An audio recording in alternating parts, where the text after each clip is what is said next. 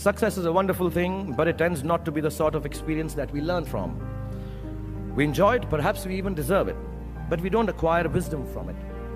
And maybe that's why it cannot be passed on either. Me being successful does not mean my kids are going to be successful, even if I teach them everything that I know and how to do it. So I feel that talking about success is completely a big waste of time. Instead, let me tell you very honestly, whatever happened to me happened because I've always been terrified of failure.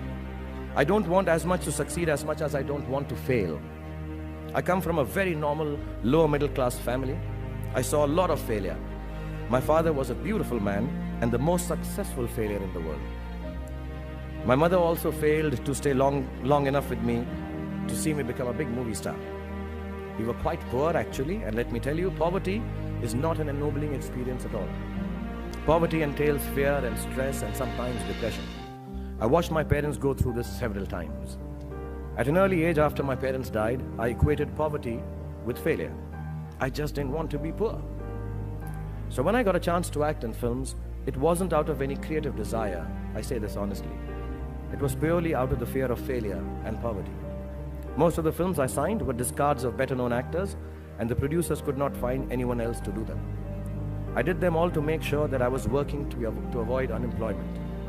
The timing or something was right. I worked very hard. There were other people around it. And I became a big star. The films became big hits.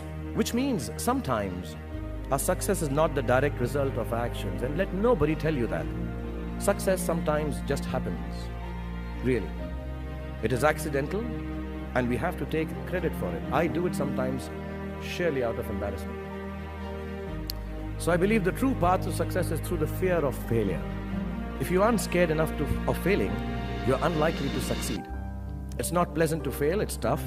All of us experience it. You will too if you haven't already. So use it to succeed.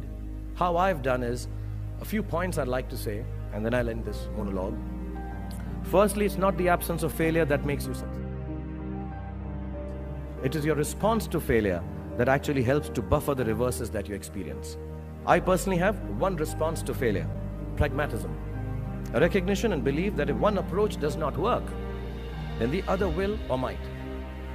Failure also gives me an incentive to greater exertion, harder work, which invariably leads to later success in most cases.